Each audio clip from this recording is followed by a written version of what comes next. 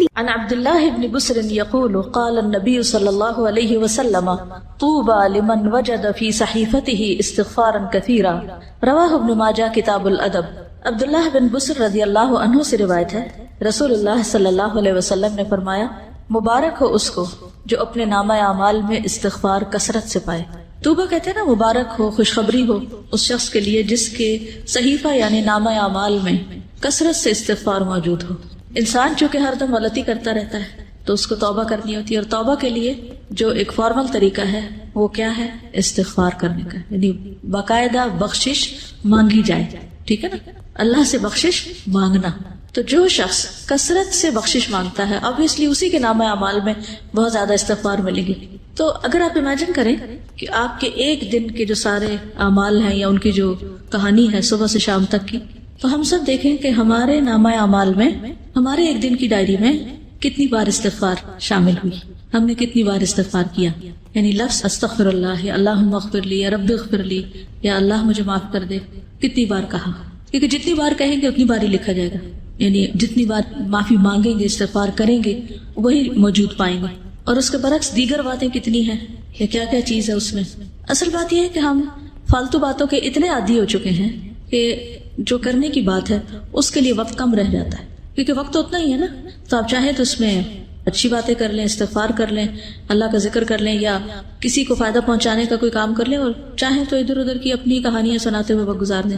کیونکہ بولنا تو ہم نے ہے ہی، وہ تو ہماری فطرت میں کہ ہم نے بولنا ہے. اور صبح سویرے بولنا شروع کر دیں.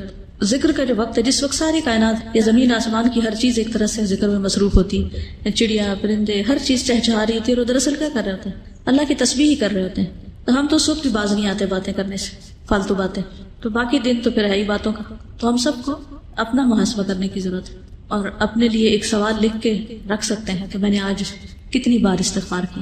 نبی صلی اللہ علیہ وسلم کتنی بار کیا کرتے تھے؟ جی 70 سے 100 بار کیا کرتے تھے، اور وہ اللہ کے رسول تھے، اور ان کے اگلے پچھلے گناہ سب معاف کر دیے گئے تھے. اور ہمارا طرز عمل کیا ہے؟ وجہ یہ ہے کہ ہمیں اپنی غلطیوں کا احساس ہی نہیں ہے. کہ جب احساس ہوتا ہے، ایک تڑپ آتی ہے، ایک پریشانی ہوتی ہے، تو پھر انسان اس کے ازالے کی کوشش کرتا ہے نا. مثلا اگر کسی کے جسم میں کوئی بیماری ہو، جیسے کینسر ہوتا ہے، اور اس کو پتہ ہی نہ ہو کہ وہ بیمار ہے، تو کیا وہ علاج کرائے گا؟ نہیں کرے گا. حتیٰ کہ وہ مرض اس کے لیے کیا بن جاتا ہے؟ جان لیوا بن جاتا ہے. کیونکہ ہمیں غلطی کا اعتراف کر کے اس کی اصلاح کرنے کی بجائے کس چیز کی عادت ہے؟ اپنے آپ کو جسٹیفائی کرنے کی، کہ جو ہم سوچ رہے ہیں، جو ہم کر رہے ہیں وہ بالکل ٹھیک ہے. ہر چیز کی کوئی نہ کوئی تعویل کر لیتے ہیں. تو جب غلطیوں کی تعویل کرتے چلے جائیں گے تو پھر نتیجہ کیا نکلے گا؟ پھر توبہ کی توفیق نہیں ہوگی، توبہ کے لیے شعوری کوشش نہیں ہوگی، اور جب وہ کوشش نہیں ہوگی تو استغفار کہاں سے کریں گے، اور پھر وہ کریں گے نہیں تو نامہ اعمال میں کہاں سے آئے گا، اور اگر نہیں آتا تو پھر وہ مبارک کس کے لیے اور خوشخبری کس کے لیے. تو ہر چیز دوسرے کے ساتھ ریلیٹڈ ہے نا، ایک عمل دوسرے عمل کے ساتھ ایک چین ہوتی ہے پوری. تو جو بخشش مانگتا ہے اور ندامت کے آنسو گرتے ہیں اس کے، اور وہ کہتا ہے کہ اللہ تو مجھے معاف کر دے، تو اس کے لیے اللہ کا پھر وعدہ ہے کہ اللہ اسے معاف کرے گا. حدیث میں آتا ہے، رسول اللہ صلی اللہ علیہ وسلم نے فرمایا، شیطان نے اپنے رب عز و جل سے کہا، مجھے تیری عزت اور جلال کی قسم، میں تیرے بندوں کو اس وقت تک گمراہ کرتا رہوں گا جب تک ان کے جسم میں روح رہے گی. یعنی جب تک مر نہیں جاتا بندہ، روح نکل نہیں جاتی، اس وقت تک ابلیس اپنا کام نہیں چھوڑتی. کہتا میں کرتا رہوں گا گمراہ. اور اللہ عز و جل نے فرمایا، مجھے اپنی عزت اور جلال کی قسم، جب تک وہ مجھ سے معافی مانگتے رہیں گے میں انہیں معاف کرتا رہوں گا. لیکن دیکھیے، ہم تھوڑی سی ہمیں تکلیف ہو جاتی ہے، سر دردی ہو جاتا ہے، بخار ہو جاتا ہے، تو کیا اس میں ہماری ہمت توفیق باقی رہتی ہے کہ ہم پھر بھی استغفار کرتے رہیں، دعا مانگیں یا کوئی ذکر کریں؟ عموماً کیا ہوتا ہے جب ایسی کیفیت ہوتی ہے؟ ہم سب کچھ بھول جاتے ہیں. لوگوں سے بات کرنا، کچھ پڑھنا، کوئی کام کرنا، ہر چیز ایک بوجھ لگتا ہے، کچھ بھی نہیں کرنا چاہتے. پھر آپ بخاری کی روایت میں آتا ہے، اے عائشہ، مجھے تمہارے بارے میں اس طرح کی خبریں ملی ہیں، اگر تم واقعی اس معاملے میں پاک و صاف ہو تو اللہ تمہاری پاکی بیان کر دے گا، لیکن اگر تم نے کسی گناہ کا ارادہ کیا تھا تو اللہ کی مغفرت چاہو، استغفار کرو، اس کے حضور توبہ کرو. کیونکہ بندہ جب اعتراف کر لیتا ہے اور پھر اللہ کی بارگاہ میں استغفار کرتا ہے تو اللہ اس کی توبہ قبول کر لیتا ہے. دیکھیے، جب بھی کسی پر کوئی الزام لگتا ہے تو دو میں سے ایک صورتیں ہوتی ہیں. ایک یہ کہ وہ شخص مجرم نہیں ہوتا، اس نے جرم نہیں کیا ہوتا، اور دوسرا یہ کہ اس نے یا کیا ہوتا ہے یا اس کا ارادہ کیا ہوتا ہے. دو میں سے ایک ہی چیز ہے. تو اگر کوئی شخص اس پہ کوئی الزام لگا اور اس نے غلط کام کیا ہی نہیں تو اس کو بالکل اطمینان رکھنا چاہیے کہ میں اس معاملے میں بالکل سچا ہوں اور کسی کی باتوں پر مجھے اوفینڈ نہیں ہونا، مجھے بھڑکنا نہیں، اور مجھے چیخنا چلانا نہیں اور بدتمیزی کا طوفان برپا نہیں کرنا. اللہ کو پتا ہے میں نے غلط کام نہیں کیا. اور حمایت کے لیے اللہ کافی ہے. اور دوسرا یہ کہ انسان جب گلٹی کانشیس ہو، اس کو پتا ہو کہ اس نے نیت کی تھی، ارادہ کیا تھا اور کچھ نہ کچھ اس راہ پہ چل پڑا تھا یا پھر کر گزرا تھا، تو پھر اس صورت میں بھی صفائی دینے کی اور اپنے آپ کو سچا ثابت کرنے کے لیے جھوٹ بولنے کی ضرورت نہیں. اور اگر کوئی ایسا کرے گا تو اس کے لیے معافی کا کوئی دروازہ نہیں پھر، کیونکہ وہ ایک تو غلط کر چکا اور دوسرا اس پہ جھوٹ بول رہا ہے، اور جھوٹ بول کر ایک اور گناہ کر رہا ہے، اور پھر اس جھوٹ کو چھپانے کے لیے شاید ایک اور جھوٹ بولنا پڑے. اس طرح وہ گناہوں کی دلدل میں پھنستا چلا جائے گا. تو کبھی بھی کوئی ایسی بات ہو تو سب سے پہلے تو اپنے آپ کا حساب لے، محاسبہ کرے. یہ جو میں نے کیا ہے، جو کہا ہے، اس میں اصل حقیقت کیا ہے؟ کیونکہ اللہ جانتا تھا، یا بندے کو خود پتا ہوتا ہے کہ وہ کہاں کھڑا ہے. تو ان دونوں صورتوں میں کتنی بہترین نبی صلی اللہ علیہ وسلم نے راہ دکھائی ہے، اور اس میں انسان کے لیے اطمینان ہی اطمینان ہے. پھر یہ ہے کہ معافی کی امید بھی رکھنی چاہیے، کیونکہ شیطان انسان کے اندر بار بار یہ وسوسہ ڈالتا ہے کہ اللہ تمہیں نہیں معاف کرے گا. اس وسوسے سے بچنا چاہیے، کیونکہ اللہ کا وعدہ ہے وہ معاف کرے گا، تو وہ کیوں نہیں کرے گا؟ وہ ظالم نہیں ہے. رسول اللہ صلی اللہ علیہ وسلم نے فرمایا، اللہ تعالیٰ فرماتا ہے، اے ابن آدم، جب تک تو مجھے پکارے گا اور مجھ سے پر امید رہے گا، ہوپ فل رہے گا، میں تجھے بخشتا رہوں گا جو بھی گناہ ہوں گے، اور کوئی پرواہ نہ کروں گا کہ کون سے گناہ ہیں. اے ابن آدم، اگر تیرے گناہ آسمان کی بلندیوں تک پہنچ جائیں تو پھر تو مجھ سے بخشش طلب کرے تو میں پرواہ کیے بغیر تجھے بخش دوں گا. ولا ابالی، مجھے پرواہ نہیں، کیونکہ ہمارا کوئی گناہ اللہ تعالیٰ کو نقصان نہیں دیتا. بندے عام طور پر جب بندوں کو معاف نہیں کرتے تو کیوں نہیں کرتے؟ کیونکہ بندے بندوں سے ہرٹ ہو جاتے ہیں، یا بندوں کو بندے نقصان پہنچا جاتے ہیں تو وہ معاف نہیں کر پاتے. ہمارا کوئی گناہ اللہ تعالیٰ کو اس طریقے پر ہرٹ نہیں کرتا اور نہ اس کا کوئی نقصان ہوتا. وہ ایک حدیث قدسی میں آتا ہے نا کہ اگر سارے کے سارے اول و آخر جن و انس سب سے زیادہ فاسق و فاجر شخص کی طرح ہو جائے، اس کے دل کی طرح ہو جائے، تو یہ چیز اللہ کی بادشاہت میں کچھ بھی کمی نہیں کرتی. اللہ کو اس کی کوئی پرواہ نہیں، کوئی فکر نہیں، نقصان کچھ نہیں اس کا. بندوں کا تو نقصان ہو جاتا ہے نا، اللہ کا کوئی نقصان نہیں ہوتا. تو اس لیے اللہ تعالیٰ کو معاف کرنے میں مشکل بھی کوئی نہیں، ویسے بھی وہ عزیز و مقتدر ہے. اے ابن آدم، اگر تو زمین کے برابر گناہ لے کر میرے پاس آئے اور اس حال میں مجھ سے ملے کہ میرے ساتھ شرک نہ کیا ہو تو میں تجھے ان گناہوں کے بقدر بخشش عطا کروں گا. پوری زمین بھی ایک بندے کے گناہوں سے بھر جائے تو بھی اللہ تعالیٰ معاف کر دیتا ہے اگر بندہ سچے دل سے توبہ کرنے والا ہو. اس میں وہ مثال بھی آپ یاد رکھیے 99 قتل کرنے والے کی، 99 بندوں کے قاتل کی، اللہ تعالیٰ نے اس کو بھی معاف کر دیا، حالانکہ ابھی وہ اس راہ پہ چلا ہی تھا. عربی کے الفاظ بڑے خوبصورت ہیں کہ جس کا مفہوم کچھ اس طرح بنتا ہے، اگر تو آسمان بھر گناہ لائے تو اسی مقدار سے میں تمہارے پاس بخشش لاؤں گا، اور زمین بھر اگر تو گناہ لائے تو زمین بھر بخشش سے تیری طرف آؤں گا. لیکن اصل چیز کیا ہے؟ اعتراف، جو سب سے مشکل کام ہے اپنی غلطی کا. یہ کہنا کہ آئی واز رانگ، میری غلطی ہے، میں نے غلط کیا، یہ دنیا کا مشکل ترین کام ہے. غلطی کرنے کے بعد عموماً ہم یہی کہتے ہیں میں نے غلط، دوسرا بندہ غلط ہے، اس کی غلطی، دوسرے کو بلیم کرتے ہیں اور اپنی غلطی بھول جاتے ہیں. تو توبہ کے لیے لازمی شرط یہ کہ پہلے بندہ مانے، اقرار کرے کہ ہاں میں نے غلط کیا، ورنہ زبان سے صرف تسبیح لے کے آپ سارا دن 1000 دفعہ کہتے رہے. اگر آپ مان ہی نہیں رہے اپنی غلطی تو کس بات کی معافی مانگ رہے ہیں؟ پھر کس بات کی توبہ کر رہے ہیں؟ کس بات پہ استغفار کہہ رہے ہیں؟ نہ آپ وہ بری عادت چھوڑ رہے ہیں اور نہ ہی آپ اس کا اقرار کر رہے ہیں اور نہ آپ اس پہ شرمندہ ہیں اور نہ آپ کو پورا یقین ہے کہ اللہ اس کو معاف کر دے گا. تو پھر کر کیا رہے ہیں آپ؟ صرف زبان کی ایکسرسائز یا ہاتھوں سے دانے پھینکتے چلے جا رہے ہیں کہ میں استغفار کر رہا ہوں. پھر یہ کہ جب انسان اللہ سے پر امید ہوتا ہے اور واقعی یہ یقین رکھتا ہے کہ میرا رب ہے جو مجھے معاف کرے گا یا معاف کر سکتا ہے یا وہ کرتا ہے، ضرور کرتا ہے، تو ایسا شخص پر کبھی مایوس نہیں ہوتا، وہ مایوسی کے قریب نہیں جاتا، ہر حال میں پر امید اور مطمئن رہتا ہے. ابو ہریرہ کہتے ہیں میں نے نبی صلی اللہ علیہ وسلم کو فرماتے ہوئے سنا، ایک بندے نے بہت گناہ کیے اور کہا ہے میرے رب میں تیرا ہی گناہ گار بندہ ہوں، تو مجھے بخش دے، یعنی میں ہی تیرا گناہ گار بندہ ہوں تو مجھے معاف کر دے. اللہ رب العزت نے فرمایا میرا بندہ جانتا ہے کہ اس کا کوئی رب ہے جو گناہ معاف کرتا ہے اور گناہ کی وجہ سے سزا بھی دیتا ہے. اس کو یہ بھی یقین ہے کہ اگر نہیں معافی ملی تو پکڑ ہو جائے گی. تو میں نے اپنے بندے کو بخش دیا. پھر بندہ رکا رہا جتنا اللہ نے چاہا، جتنی اللہ نے اس کو توفیق دی وہ گناہ سے رکا رہا. پھر اس نے گناہ کر لیا اور عرض کیا اے میرے رب میں نے پھر گناہ کر لیا، پھر غلطی ہو گئی، اسے بھی بخش دے. اللہ تعالیٰ نے فرمایا میرا بندہ جانتا ہے کہ اس کا کوئی رب ہے جو گناہ معاف کرتا ہے اور اس کے بدلے میں سزا بھی دیتا ہے. میں نے اپنے بندے کو بخش دیا. پھر جب تک اللہ نے چاہا بندہ گناہ سے رکا رہا، پھر اس نے گناہ کر لیا اور اللہ کے حضور عرض کیا اے میرے رب میں نے پھر گناہ کر لیا، تو مجھے بخش دے. اللہ تعالیٰ فرماتا ہے میرا بندہ جانتا ہے اس کا ایک رب ہے جو گناہ معاف کرتا ہے اور اس کی سزا بھی دیتا ہے. تو میں نے اپنے بندے کو 3 مرتبہ بخش دیا، بس اب جو چاہے عمل کرے. اس کا یہ مطلب نہیں جو چاہے گناہ کرے تو اب آئندہ کے لیے بھی اس کی بخشش ہوگی. مطلب یہ کہ جب بھی اس سے گناہ ہو تو دیر نہ کرے، وہ فارسی میں آتا نا 100 بار اگر توبہ شکستی باز آ، 100 بار بھی توبہ ٹوٹ جائے تو بھی باز آ جاؤ، پھر بھی پلٹ آؤ، پھر بھی لوٹ آؤ، کیونکہ وہ رب 100 بار توبہ کرنے والوں کو 100 بار معاف کر دیتا ہے۔ تو اس بات کا یقین کہ اللہ تعالیٰ معاف کر دے گا، اور یہ سراسر اس کے اپنے اختیار میں بھی ہے، یغفر لمن یشاء ویعذب من یشاء۔ رونا کس بات پہ آنا چاہیے کہ اللہ یہ سب تیرا فیصلہ ہوگا، اگر تو نے معاف نہ کیا تو میرے پاس تو کوئی اور دروازہ نہیں کہ میں وہاں جا کے معافی مانگوں، تجھے کو معاف کرنا ہے اور تو معاف کر دے۔ تو اس کے لیے تڑپنا بھی چاہیے، یعنی اس کو کھیل نہیں بنا لینا، چونکہ اللہ نے معاف کر دینا اس لیے گناہ کر لو اور کرتے چلے جاؤ۔ کیا پتا کہ توبہ کی توفیق بھی پھر ہوتی ہے یا نہیں، اس امید پہ گناہ نہیں کرنے چاہیے، ہمیشہ اعتراف کی روش پہ چلتے جانا چاہیے۔ نبی صلی اللہ علیہ وسلم نے لوگوں کو استغفار کی ترغیب بھی دلائی ہے متعدد بار۔ مثلا ایک بار آپ نے فرمایا، قسم اس ذات کی جس کے قبضہ قدرت میں میری جان ہے، اگر تم گناہ نہ کرتے تو اللہ تعالیٰ تمہیں لے جاتا اور ایسے لوگوں کو لاتا جو گناہ کرتے پھر معافی مانگتے تو اللہ ان کو معاف کر دیتا، کیونکہ اللہ تعالیٰ کو معاف کرنا پسند ہے، انسانوں کو معاف کرنا پسند نہیں، انسان معاف کرنا پسند نہیں کرتے، لیکن اللہ تعالیٰ معاف کرنے سے محبت رکھتا ہے، وہ معاف کرنا چاہتا ہے۔ شرط یہ ہے کہ کوئی شخص واقعی پھر معافی مانگے۔ اب آپ دیکھیے کہ غلطی کس سے ہوتی ہے، غلطی کون کرتا ہے؟ عام روزمرہ زندگی میں دیکھیے کون غلطی کرتا ہے؟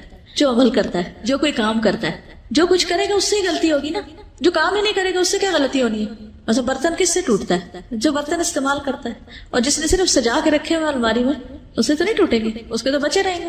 اسی طرح باقی غلطیوں پر بھی آپ نظر ڈالیے، انسانوں کے حق میں بھی ہم سے غلطیاں کب ہوتی ہیں؟ جب ہم ان سے تعلق رکھتے ہیں تو پھر ہم سے غلطیاں ہو جاتی ہیں، اور اگر ہم تعلق ہی نہ رکھے کسی سے، مثلا ایک شخص جس وقت سڑک پر جا رہا ہو اس سے ہماری کوئی ناراضگی ہے، ہم نے اس کو کوئی نقصان کیا یا اس کو کوئی دل دکھایا؟ نہیں، کیوں؟ کوئی تعلق ہی نہیں ہمارا اس سے۔ لیکن اپنی بہن سے پوچھیے، اپنی امی سے پوچھیے، اپنے بھائی سے پوچھیے، اپنے ہسبینڈ سے پوچھیے، اپنے بچوں سے پوچھیے، وہ کیا کہیں گے؟ ان کے پاس ہوں گے آپ کے لیے شکایتیں آپ کے خلاف، یا آپ سے کبھی نہ کبھی ہرٹ ہوئے ہوں گے۔ کیوں؟ کیا وجہ؟ کیونکہ ان سے تعلق ہے آپ کا۔ تو اللہ تعالیٰ کو کیسے بندے پسند ہے؟ وہ جو کسی سے تعلق نہ رکھے اور سب سے کٹ کے ایک طرف بیٹھ جائے اور کوئی غلطی نہ کرے، نہ کسی کو ہرٹ کرے، نہ کسی سے کوئی معاملہ کرے، وہ پسند ہے۔ کون لوگ زیادہ بہتر ہیں؟ جو لوگوں سے ملتے جلتے رہیں اور ان کی طرف سے پہنچنے والی تکلیفوں پر درگزر کریں، وہ زیادہ بہتر ہے بنسبت اس کے کہ نہ وہ کسی سے بات کرے نہ کسی کو ہرٹ کرے۔ تو جب آپ کسی سے معاملہ کریں گے تو ایک دوسرے کی کوئی بات بری بھی لگ جائے گی۔ اچھا، انسانی نفس بڑا عجیب ہے، بعض اوقات بلا وجہ کسی کی بات بری لگ جاتی ہے، اور بعض اوقات کسی کی بڑی بڑی بات کی پرواہ نہیں ہوتی ہے نا ایسے۔ تو پھر تو ہم نے اپنے آپ کو بھی نہیں سمجھا، ہم خود بھی کسی ایک چیز پر نہیں، ہم تو اپنے لیے بھی معمہ ہیں، تو دوسروں کے لیے تو ہے ہی ہے۔ تو اس لیے کبھی کوئی ہمارے بارے میں مس انڈرسٹینڈ کر جائے تو اس کو ایشو نہ بنائے، ٹھیک ہے؟ تو ایزی رہیں گے، ہین لین سہل قریب۔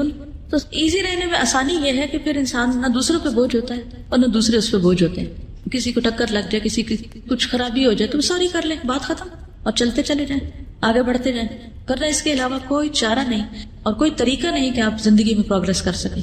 آگے بڑھنے کے لیے معاف کرنا ہی پڑے گا، بھولنا ہی پڑے گا۔ دوسروں کی غلطیاں ایسی چیز نہیں ہوتی کہ جن کو آپ یاد رکھیں، ٹھیک ہے نا؟ یہ یاد رکھنے کی چیزیں نہیں ہیں، لیکن عموماً ہم یاد رکھنے والی چیزیں تو بھول جاتے ہیں، ان میں تو ہمارا حافظہ خراب ہے، اور جو یاد نہیں رکھنا چاہیے وہ ہم بھولتے نہیں، کیونکہ ہم بھولنے دیتے نہیں، ان کی گرہ باندھ کے رکھتے۔ تو اگر آپ کو بہت ہی شوق ہے کچھ یاد رکھنے کا تو کوئی اچھی چیزیں یاد رکھ لیں، تو خود بھی خوش رہیں گے، دوسروں کو بھی خوش رکھیں گے۔ اسی لیے ہمیں کچھ ڈھنگ کی چیزیں یاد ہی نہیں رہتی، کیونکہ ہمارا دماغ کس میں الجھا رہتا ہے۔ ویسے کتاب آپ کے آگے رکھی ہوئی ہے، صبح ٹیسٹ بھی ہے، اور تو سبق یاد نہیں ہو رہا، کیا وجہ ہے؟ پوچھا کرے رک کر، کیا مسئلہ کیا ہے، کیوں ایسا ہو رہا میرے ساتھ؟ تو کوئی نہ کوئی الجھن ہوگی آپ کے دماغ میں، جو اتنی آپ کو الجھائے ہوئے ہوگی کہ آپ کی نظریں بھی الفاظ پہ نہیں ٹک رہی ہوں گی۔ تو کرنا کیا چاہیے ایسے میں جب آپ کو کوئی چیز اتنا زیادہ ڈسٹرب کر دے؟ پھر ہوتے جانا چاہیے۔ کیا کریں گے؟ اس شخص کو جس نے 99 قتل کیے تھے اسے کیا سجیسٹ کیا تھا؟ جگہ تبدیل کر لو، جی نیک لوگوں کی بستی میں چلے جاؤ۔ تو ہم کیا کر سکتے ہیں؟ اصل نہیں پڑھی جا رہی نا بات، تو آپ اس وقت بند کر دیں کتاب، اٹھ کے کچھ اور کرنے چلے جائیں، 5 منٹ لے لیں، 10 لے لیں، کچھ اور کام کر لیں، اتنا میں خوب دماغ خالی سوچ بھی لے گا، اور جو کچھ اس میں آ رہا ہے اس کو الجھاؤ کا کوئی سلجھاؤ ہو بھی جائے گا، اور پھر واپس پلٹ آئیں، پھر آ کے فریش کام شروع کر دیں۔ یہ اس وقت کوئی ایسا کام لے لیں کہ جس میں بہت زیادہ آپ کو ذہنی یکسوئی نہ چاہیے، تھوڑے سے اٹھ جائیں وہاں سے، جگہ کو چھوڑ دیں۔ غصے کا بھی علاج کیا ہے؟ جگہ چھوڑ دیں، پوزیشن بدل لیں بیسیکلی۔ تو ان چیزوں کا بھی علاج یہی ہے کہ آپ ہٹ جائیں وہاں سے۔ پھر اللہ سبحانہ و تعالیٰ قرآن پاک میں فرماتے ہیں، افلا یتوبون الی اللہ ویستغفرونہ، کیا وہ اللہ سے توبہ نہیں کریں گے، استغفار نہیں کریں گے؟ واللہ غفور الرحیم، اور اللہ غفور الرحیم ہے۔ نبی صلی اللہ علیہ وسلم کو حکم دیا گیا واستغفر اللہ ان اللہ کان غفور الرحیم، اور اللہ سے بخشش طلب کیجیے، اللہ تعالیٰ یقیناً بہت بخشنے والا، رحم فرمانے والا ہے۔ سب لوگوں کو حکم دیا گیا توبوا الی اللہ جمیعا، اور وان استغفروا ربکم ثم توبوا الیہ۔ سورۃ ہود میں ہود علیہ السلام نے اپنی قوم کو کہا تھا کہ اپنے پروردگار سے معافی مانگو اور اس کے حضور توبہ کرو۔ پھر نوح علیہ السلام نے بھی کہا فقلت استغفروا ربکم انہ کان غفارا یرسل السماء علیکم مدرارا۔ ہود علیہ السلام نے کہا وَيَا قَوْمِ اسْتَغْفِرُوا رَبَّكُمْ ثُمَّ تُوبُوا إِلَيْهِ۔ شعیب علیہ السلام نے کہا وَاسْتَغْفِرُوا رَبَّكُمْ ثُمَّ تُوبُوا إِلَيْهِ۔ نبی صلی اللہ علیہ وسلم نے اپنی قوم کو استغفار سکھائی نہیں، اپنے لوگوں کو۔ نبی صلی اللہ علیہ وسلم کے پاس جب کوئی آ کے یہ کہتا ہے یا رسول اللہ صلی اللہ علیہ وسلم جب میں اپنے پروردگار سے دعا کروں تو کیا کہا کروں، تو آپ نے فرمایا کہو اللہم اغفر لی وارحمنی واہدنی وارزقنی، اے اللہ مجھے معاف کر دے، مجھ پر رحم فرما، مجھے ہدایت دے، مجھے رزق دے۔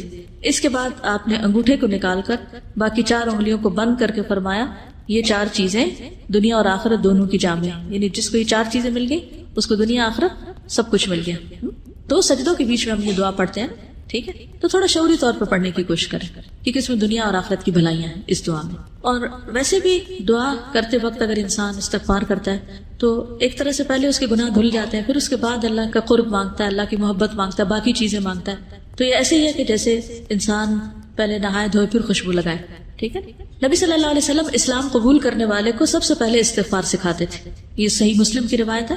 کان رسول اللہ صلی اللہ علیہ وسلم یعلم من اسلم یقول اللہم اغفر لی وارحمنی واہدنی وارزقنی، ٹھیک ہے۔ جب کوئی مسلمان ہوتا تو آپ اس کو یہ کلمات سکھاتے کہ یہ مانگو۔ پھر ایمان والوں کی صفت بھی یہی ہے وبالاسحار هم یستغفرون والمستغفرین بالاسحار، سورۃ آل عمران میں آتا ہے۔ خاص طور پر عورتوں کو استغفار کا حکم دیا گیا، حدیث یاد ہے کسی کو، اور کیوں دیا گیا؟ صحیح مسلم کی روایت ہے رسول اللہ صلی اللہ علیہ وسلم نے فرمایا اے عورتوں کے گروہ صدقہ کرتی رہا کرو اور کثرت سے استغفار کرتی رہا کرو، یعنی ہم خواتین کو اور بھی زیادہ استغفار کی ضرورت ہے کیونکہ میں نے دوزخ والوں میں زیادہ تر عورتوں کو دیکھا ہے۔ ان عورتوں میں سے ایک عقل مند عورت نے عرض کیا کہ ہمارے کثرت سے دوزخ میں جانے کی وجہ کیا ہے؟ ان سے سوال کیا، آپ نے فرمایا تم لعنت کثرت سے کرتی، یعنی لعن تان، دوسروں کو بلیم کرنا، دوسروں کو برا بھلا کہنا، اور اپنے خاوند کی ناشکری کرتی ہے۔ ناشکری بھی نا ایک عادت ہوتی ہے، کسی حال پہ راضی نہ ہونا، کسی کا احسان نہ ماننا۔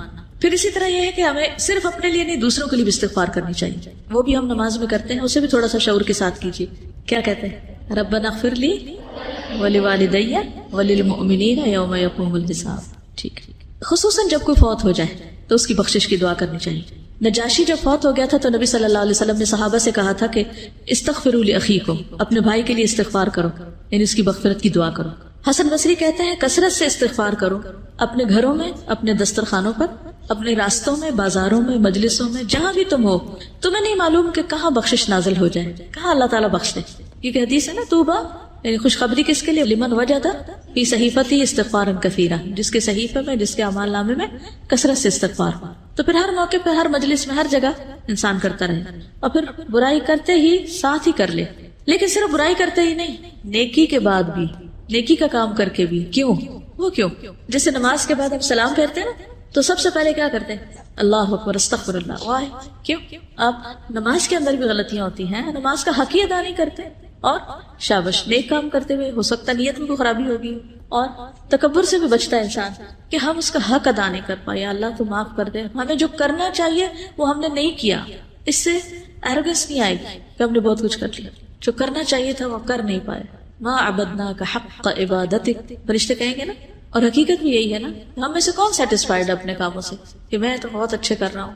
یہ دھڑکا لگا رہتا ہے کہ کل جب کھلے گا اعمال نامہ تو پتہ نہیں کون سا کام کس کوالٹی کا نکلے گا اس میں سے۔ اول تو نیکیاں کرتے ہی کام ہے، جو کر لیتے ہیں ان کو خراب بہت زیادہ کر دیتے ہیں، مختلف چیزوں سے ان کو ستیہ ناش بھی کرتے ہیں یا ان کی شکل بگاڑ دیتے ہیں۔ تھوڑا سا کام کر لیتے ہیں تو بس چین نہیں پاتے جب تک لوگوں کو بتا نہ بیٹھے کہ یہ میں نے کیا تھا۔ یہ جیسے ابھی بات ہی تھی نا کہ اگر کوئی بات کر رہا ہو تو میں تو پہلے سے ہی کرتا ہوں، مجھے تو پہلے ہی پتا ہے، یہ تو میں پہلے سے جانتا ہی ہوں، یہ تو مجھے آتی ہے، یہ میں نے تو کیا تھا۔ عموماً کیا جملے ہوتے ہیں، کیا اللہ تعالیٰ نہیں دیکھ رہا اس وقت کہ ہمیں اصل شوق کس بات کا ہے، اصل شوق کس چیز کا ہے، اور کیا محرک ہے، کس جذبے سے لگے ہوئے ہیں۔ تو اس لیے اس پہ بھی بہت راضی ہو جانے کی ضرورت نہیں۔ کوئی بھی چاہے صدقہ خیرات کرے، کچھ بھی کام کرے، کوئی بھی، تو ڈرتے ہوئے، والذین یؤتون ما آتوا وقلوبهم وجلۃ، تو اہل ایمان تو وہ ہوتے ہیں کہ جو کرتے ہیں اور ان کے دل ڈر رہے ہوتے ہیں، نیکی کرتے ہوئے ڈر رہے ہوتے ہیں کہ پتہ نہیں کس کوالٹی کی ہے یہ۔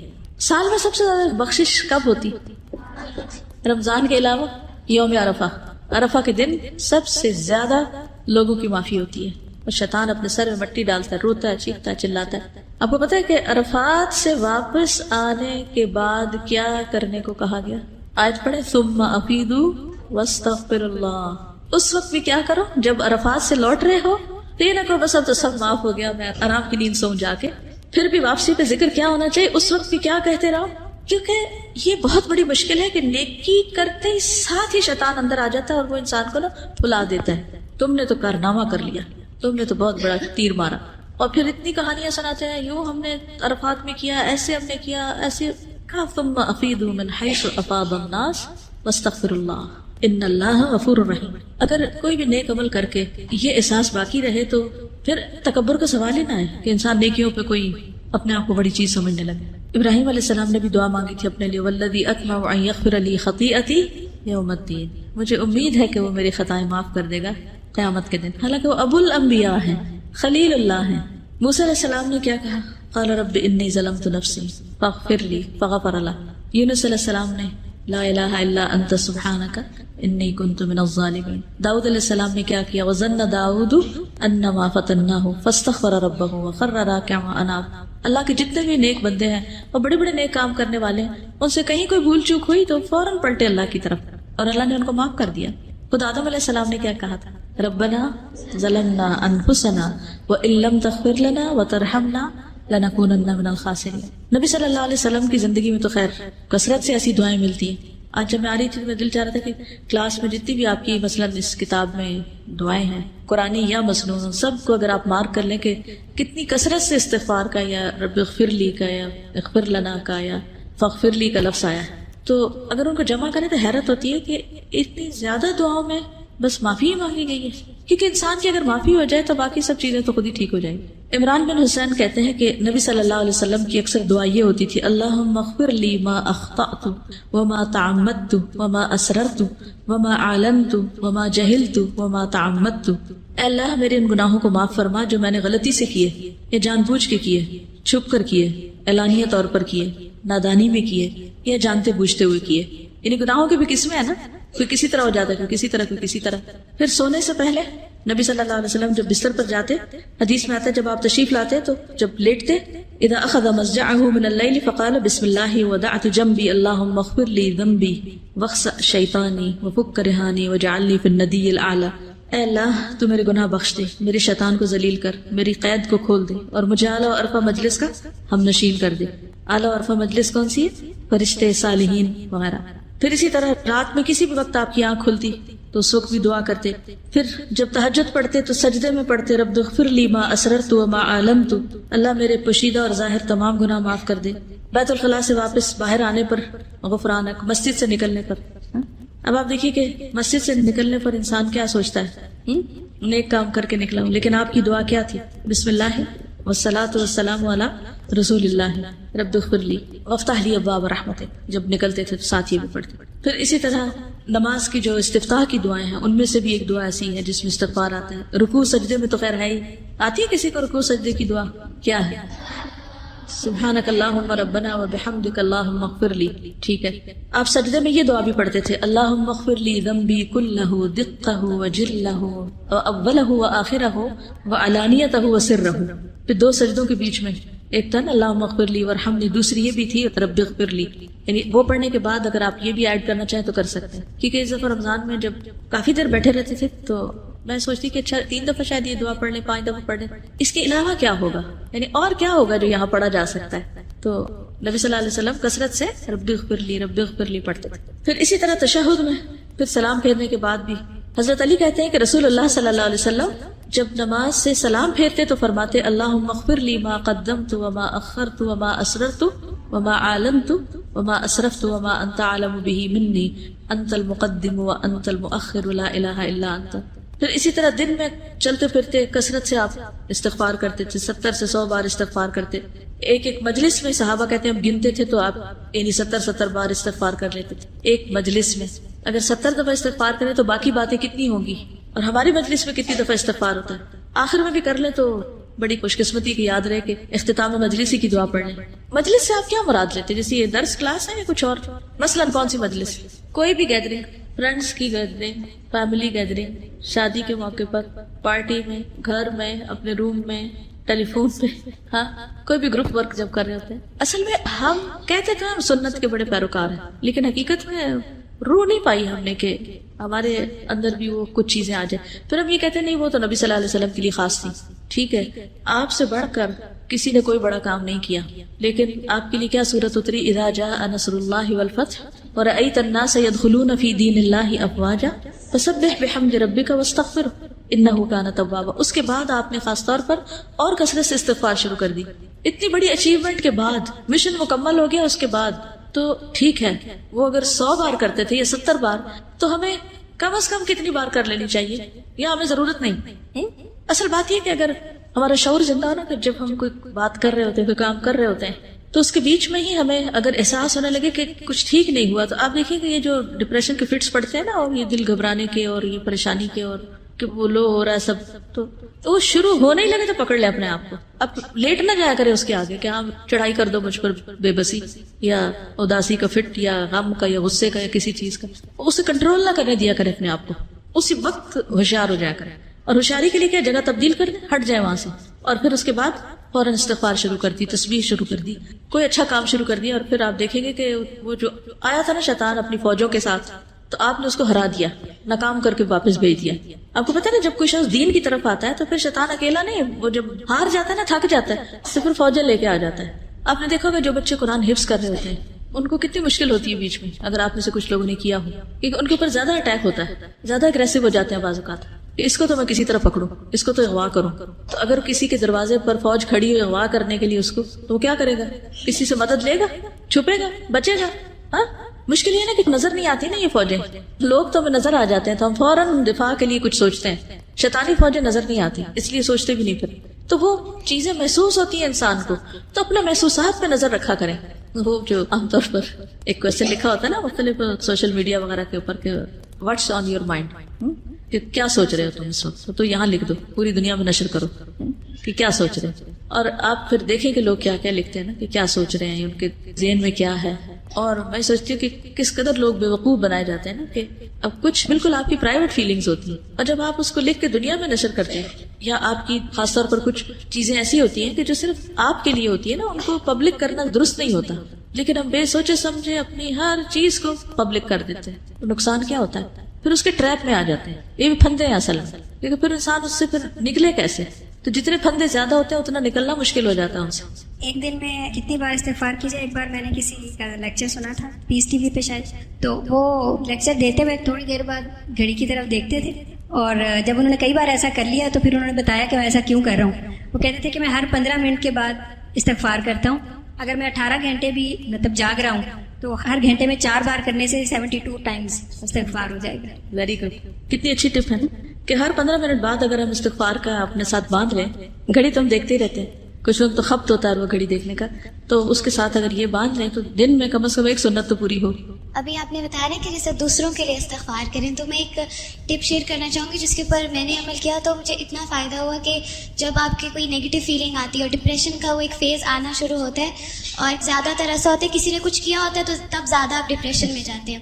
ایک بک میں نے پڑھا تھا کہ اس وقت آپ اس شخص کے لیے استغفار کریں جو بہت مشکل ہوتا ہے، اور اگر آپ شعوری طور پہ کہنا کہ اللہم اغفر لہ وارحمہ، چند سیکنڈز میں نا وہ خیال چلا جاتا ہے آپ کے ذہن سے، اور پھر آپ بالکل ریلیکس ہو جاتے ہیں، بالکل نارمل ہو جاتے ہیں. وہ شخص آپ کے پہلے ساتھ بیٹھا ہوتا ہے اور آپ سے اس کو اریٹیشن ہو رہی ہوتی ہے، اور اسی شخص سے پھر آپ لاشعوری طور پہ خیر خائی کر جاتے ہیں، اور بعد میں آپ کو یاد آتا ہے کہ یہ کیوں میں نے کیا، تو وہ پیچھے وہ استغفار جو آپ نے کیا ہوتا ہے. اور دوسرے کے لیے آپ اسی وقت کر سکتے ہیں نا استغفار جب آپ نے اس کو واقعی خود بھی معاف کر دیا، ورنہ تو آپ اللہ سے بھی اس کے لیے بخشش نہیں مانگیں گے. پھر اسی طرح آپ دیکھیے کہ سواری پہ بیٹھتے ہوئے اور پھر دنیا سے رخصت ہوتے ہوئے حضرت عائشہ کہتی ہیں کہ رسول اللہ صلی اللہ علیہ وسلم وفات سے کچھ پہلے آپ پر پشت کا سہارا لیے ہوئے تھے. آپ نے کان لگا کے سنا، آپ دعا کر رہے ہیں اللہم اغفر لی وارحمنی والحقنی بالرفیق الاعلی، اے اللہ مجھے بخش دے، مجھ پہ رحم کر اور مجھے رفیق اعلیٰ سے ملا. استغفار کے فائدے بھی قرآن و سنت سے ہمیں پتہ چلتے ہیں. سب سے پہلے تو ایک انسان کا دل صاف ہوتا ہے، اس کے اندر سے بری فیلنگ، برے وسوسے اور یہ چیزیں. ابن قیم کہتے ہیں کہ سینے کی گھٹن کے اسباب میں سب سے بڑا سبب اللہ سے اعراض کرنا ہے. دل کو اللہ کے سوا کسی اور کے ساتھ جوڑنا اور اللہ کے ذکر سے غفلت کرنا ہے، اور ہمیشہ دل سے سچا استغفار نکلنا جو ہے وہ دل کو تندرستی اور سلامتی کی طرف لوٹا دیتا ہے، یعنی گھٹن اور تنگی اس کی دور کر دیتا ہے۔ پھر یہ جسم کے اعضاء کا کفارہ بھی ہے، مختلف اعضاء سے جو غلطیاں ہوتی ہیں، 360 جوڑوں پر جو صدقہ واجب ہوتا ہے ان میں سے ایک استغفار بھی ہے۔ بیماریوں کا علاج بھی ہے۔ قتادہ کہتے ہیں کہ یہ قرآن تمہیں بیماری اور علاج بتاتا ہے، گناہ تمہاری بیماری ہے اور استغفار ان کا علاج ہے۔ اب یہ بات جو ہے کہ گناہ بیماری ہے اور استغفار علاج ہے، اس کے پیچھے کیا ریزن ہے؟ ایک تو یہ کہ دل کی بیماری، روحانی بیماری کہہ سکتے ہیں آپ، لیکن عام جو ہمیں جسمانی بیماریاں بھی ہوتی ہیں ان کے پیچھے بھی گناہ ہوتے ہیں، تو اللہ تعالیٰ بیماریوں کے ذریعے انسان کو ایک طرح سے پاک بھی کرتا ہے۔ تو بیماریوں کے علاج میں استغفار بھی شامل کر لینا چاہیے، چاہے وہ روحانی بیماریاں ہوں چاہے وہ جسمانی بیماریاں ہوں، کیونکہ نوح علیہ السلام نے جو اپنی قوم کو کہا تھا نا کہ استغفار کرو، تو اللہ تعالیٰ تمہیں کیا کچھ عطا کرے گا؟ بارشیں برسائے گا، باغ اگائے گا، اولاد دے گا اور مال دے گا۔ تو دنیا کی جو نعمتیں ہیں جن میں ایک صحت بھی ایک ہے، تو اس کے لیے بھی استغفار فائدہ مند ہے۔ امام ذہبی کہتے ہیں کہ بیماری کا علاج کثرت کے ساتھ سحری کے وقت استغفار کرنا اور سچی توبہ کرنا ہے، کیونکہ بہت سی جسمانی بیماریوں کا تعلق انسان کی روح کے ساتھ بھی ہوتا ہے، اس کی سوچ کے ساتھ بھی ہوتا ہے۔ پھر آپ دیکھیے کہ نبی صلی اللہ علیہ وسلم نے جو اپنے بارے میں فرمایا تھا نا کہ میرے دل پر پردہ سا آ جاتا ہے، غبار سا آ جاتا ہے، اس وجہ سے میں ایک دن میں 100 مرتبہ اللہ سے استغفار کرتا ہوں۔ اب علماء کہتے ہیں کہ آپ نے جو غین کا لفظ استعمال کیا نا، الغان یا غین، اس کا معنی ہوتا ہے وہ غفلت جو اللہ کے ذکر پر مداومت کی کمی سے ہوتی ہے، یعنی اللہ کے ذکر میں کمی اگر کسی وجہ سے ہو جائے، کئی وجوہات ہوتی ہیں، مثلا کیا وجہ ہوتی ہے ذکر میں کمی کی؟ خواتین کے لیے تو معقول وجہ ہے، معروف وجہ، جب نماز نہیں پڑھتے تو خود بخود بہت سی چیزوں میں کمی آ جاتی ہے، دین کا نقصان ہوتا ہے۔ اسی طرح بعض کام انسان کو اپنے اندر اتنا مشغول کر لیتے ہیں، مثلا مرد حضرات جو مثلا مارکیٹ میں کھڑے ہیں، ان کو اپنی بزنس ڈیلز کرنی ہے، ادھر کی بات ادھر کی، صبح سے دوپہر تک وہ اپنے کام میں لگے ہوئے ہیں، تو اب ذکر کے لیے وقت نہیں پا رہے، بھاگے دوڑے نماز پڑھی، پھر دوبارہ جا کے اپنے کام میں لگ گئے۔ کچھ کام ایسے ہوتے ہیں جو پیورلی دنیا کے ہوتے ہیں اور اس میں آپ کو فلی کنسنٹریٹ کرنا پڑتا ہے، تو اس وقت آپ ساتھ ساتھ کوئی ذکر نہیں کر سکتے، تو کیا ہوتا ہے؟ آپ کی بیٹری لو ہو جاتی ہے، قدرتی طور پہ لو ہو جاتی ہے، نماز سے وہ ریچارج ہوتی ہے، لیکن اس کے علاوہ بھی جو استغفار ہے وہ اس غبار کو، اس میل کو، اس پردے کو ہٹانے یا دھونے کا کام دیتا ہے۔ پھر اسی طرح غیبت کا کفارہ بھی ہے۔ بعض علماء کہتے ہیں کہ غیبت سے توبہ یہ ہے کہ آپ جس کی غیبت کریں اس کے حق میں بخشش کی دعا کریں، یعنی جس کی غیبت ہو گئی، اور کس کی غیبت ہوتی ہے؟ جس سے کوئی ناراضگی ہے، اس کے ساتھ کوئی گڑبڑ ہوئی، تو اس کے لیے استغفار کریں۔ تو جب اس کے لیے آپ کریں گے تو پھر اس سے ناراضگی بھی کم ہوگی اور تعلقات بھی ٹھیک ہو جائیں گے، اور آئندہ پھر غیبت کی ضرورت بھی نہیں پیش آئے گی۔ تو وہ اصلاح قلوب بھی کرتی ہے اور اصلاح احوال کا ذریعہ بھی بنتی ہے پھر استغفار۔ پھر یہ کہ عذاب ٹل جاتا ہے انسان سے، سورۃ الانفال میں آتا ہے وَمَا كَانَ اللَّهُ مُعَذِّبَهُمْ وَهُمْ يَسْتَغْفِرُونَ، اور اللہ ایسے لوگوں کو عذاب دینے والا نہیں جو استغفار کرتے ہیں۔ حدیث میں آتا ہے انسان جب تک اللہ تعالیٰ سے استغفار کرتا ہے اس وقت تک اللہ تعالیٰ کے عذاب سے محفوظ رہتا ہے، اللہ کے عذاب سے محفوظ رہتا ہے۔ حسن بصری کہتے ہیں اگر تم رات کے قیام اور دن کو روزہ رکھنے پر قدرت نہیں رکھتے، یعنی نہ تم صبح اٹھ پاتے اور نہ روزہ رکھتے ہو، تو جان لو کہ تم محروم ہو، خطاؤں اور گناہوں نے تمہارا دل جکڑ رکھا ہے، اس لیے تمہیں نیکی کی توفیق نہیں ہو رہی۔ خطاؤں اور گناہوں نے تمہارا دل جکڑ رکھا ہے، تو اس جکڑن کو نکالنا چاہیے۔ پھر استغفار رحمت کا ذریعہ ہے۔ قرآن پاک میں آتا ہے لولا تستغفرون اللہ لعلکم ترحمون، تم اللہ سے بخشش کیوں نہیں مانگتے تاکہ تم پہ رحم کیا جائے، یعنی اللہ کی رحمت پھر آئے گی جب تم استغفار کرو گے۔ اور پھر کبیرہ صغیرہ سب گناہوں کے لیے، اور خصوصاً والدین کے حق میں جب بندہ استغفار کرتا ہے تو ان کے مرنے کے بعد ان کے درجات بھی بلند ہوتے ہیں۔ ایک اور حدیث میں آتا ہے جو آدمی یہ پسند کرتا ہے کہ اس کا نامہ اعمال اسے خوش کر دے، یعنی اپنی کتاب دیکھ کے خوش ہو جائے، تو وہ کثرت سے استغفار کرے۔ پہلے حدیث میں تو مبارک کی بات ہے اور اس میں خوش ہونے کی بات ہے۔ حسن بصری نے ایک بوجھ اٹھانے والے کو اجرت پہ رکھا تو سارا راستہ اس کو یہی کہتے ہوئے سنا الحمدللہ استغفر اللہ۔